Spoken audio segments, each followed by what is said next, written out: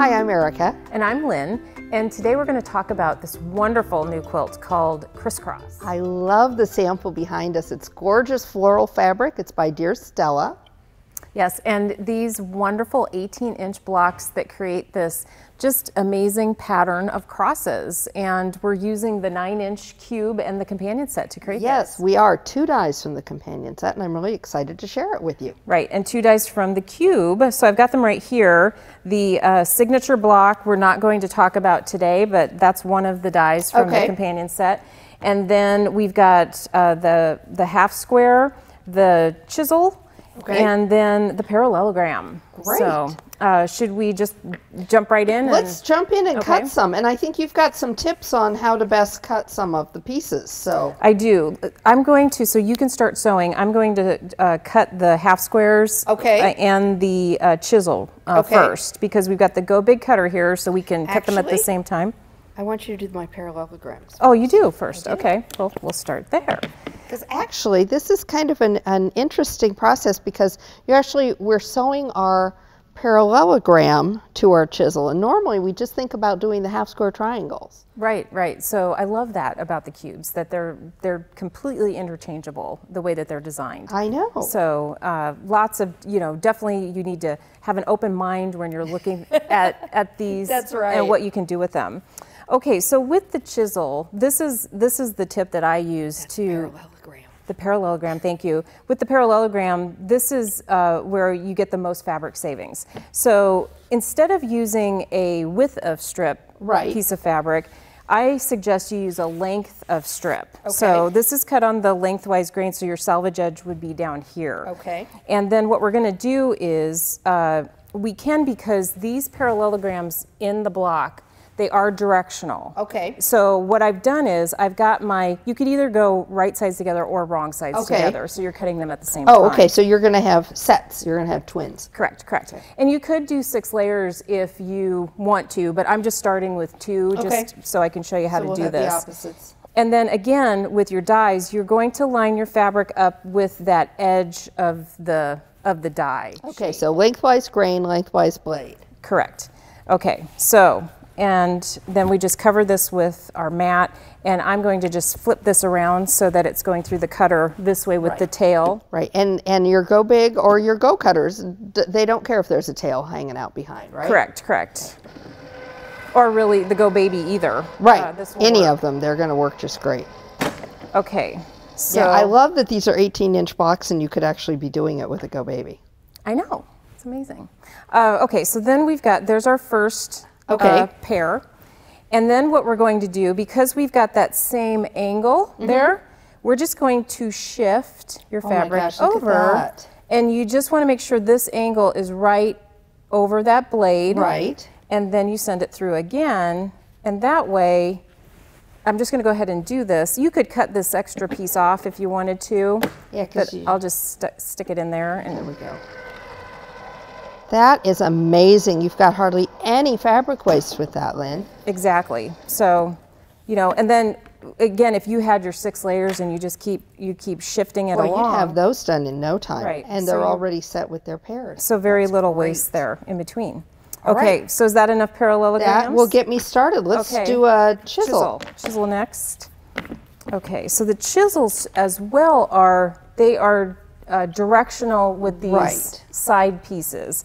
So the fabric we are using today, it's actually, you could use either side, so it doesn't matter as much. But if you do choose a fabric like this one, where it definitely has a right side, you'll need to pay attention to that and follow the directions, because the directions in the pattern are actually there and will guide you through cutting that. So don't be like me, go ahead and read your directions. Right, and then you would, again, just like the parallelograms in that case, and it will be in your pattern, but you would make pairs of those as well. Perfect, okay. Okay, so this is pretty easy.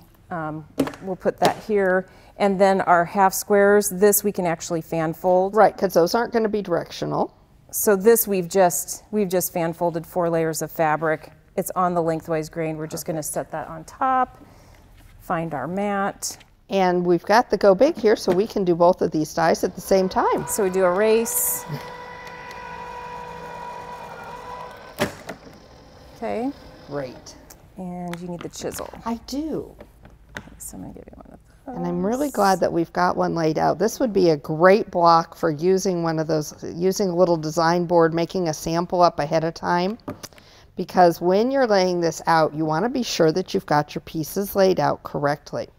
So when we're putting this parallelogram on, we're going to notice that we've got a little bit of a point. We've got a tail or a dog ear that's left on here. Now, we're a little spoiled with our dies. We usually don't have these, but with a parallelogram you are. So the way this is going to line up is going to be to take advantage of that dog ear on the top of your chisel. And that's going to show you exactly how to lay out your piece. So again, this parallelogram is going to nestle right into that dog ear up at the top, and we're going to sew from that point down to the end because we are going to have that dog ear we're not used to sticking out over the edge here. Right. So I did want to show that really quickly, and it still just goes together so nicely. So this is another case where at least with the quarter block, it's a good idea to probably take some scraps and sew one of these together and do a little practicing. I really do think that this is a great example of a time to do that, Lynn. It's definitely not, it's not difficult. This is easy sewing, but it's just making sure that you've got all the pieces going together in the right way. Now, another thing that you will see in the pattern for this particular quilt is that it's going to recommend that you press your seams open. Now, Lynn here is very good about always pressing her seams open. I'm a pretty lazy quilter, so I usually press to the dark side, but you are going to get a lot flatter, a lot better finished product if you go ahead and press these seams open. So even though it's not my nature, I'm going to go ahead and do that. And you can use a stiletto or a even I've used a chopstick. That works great too, if you know, to help you get that seam started. Absolutely. So we're here, and you can see we do have our little dog here, but we're going to work right around that. So at this point then, we've got our pieces laid out here, and you can see we've got the chiseled parallelogram, the chisel by itself, and then that half square. So I'm going to go ahead and sew these three together for us. And while I do that, I think you've got a little tip. But when lining these up, my tip here is going to be you're going to want to line up down here at the bottom. Because it's on an angle, it's going to be really hard if you try to get your perfect position up at the top. Your dog ear isn't going to fit the way that we're used to it fitting. So go ahead, start from the bottom and sew towards that dog ear. Right, and it'll all even out in the end. It will. Okay, so I am going, while you're sewing, I'm going to just demonstrate here how we put this centerpiece together. We've got it started here, and one of the things we wanted to show was that these are great for chain piecing. All of them go together the same way, so they're all going to be that half square that's going to get sewed on this side. So that's a quick and easy thing there. Then the next part of this that is the need to know is that you are going to press these seams open as it's recommended. And then here, I'm going to show you here that you can see how that, and you see it's a crisscross. It is. And so then once that's done, let me do this one really quick, then we can, you'll see how that you'll sew that together and they meet. Okay, so those two pieces, they go together there, and you might want to put a pin right there where they cross. Where they cross in the center and get that perfect center point. You know, if you looked at this, I think a lot of quilters would look at this and assume that they're going to have to deal with Y seam. And this is a great construction where you can avoid that Y seam. Right, so that's how that goes together. Excellent. Well, I went ahead and sewed those pieces together, and I'll hold it up so you can get a little bit better look at it. And I did match them up along the bottom, sew up towards that edge. And again, because we've read our directions, we know we're going to press these open. And again, that's just going to help. We've got a lot of junctures here, and that is just going to help those lay flat, just like with that crisscross piece in the center. It's going to help it lay flat for us and give us a better finished product. Now, one thing I would do in this whole process, I would clip that little dog ear. Can you see that? That little dog ear, I'd clip that off at this point. You don't need that anymore. You really don't. It's not serving a purpose. We've got it down. We've got it together. And at this point, simple construction of sewing this together and on either side, and we're going to be good to go. Right. One last tip. You do have this extra dog ear here on your parallelogram.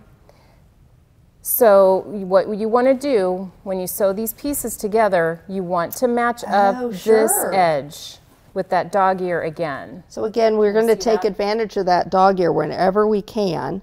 So start from this side and then sew down. You'll have that little dog ear left over, little ear, and then you'll just clip that off at the end. So that will, and do that on both sides. On both sides. And that'll make it easily go together. Great placement. And these will match up. Great. Well, I think this is a really fun pattern. I think it's a really fun use of some of our companion dies and putting some things together we don't normally, like putting a parallelogram with a chisel. Right, and so with 18-inch blocks, which are so huge, with 9 blocks only, you have this full throw or quilt or wall hanging, and it's wonderful.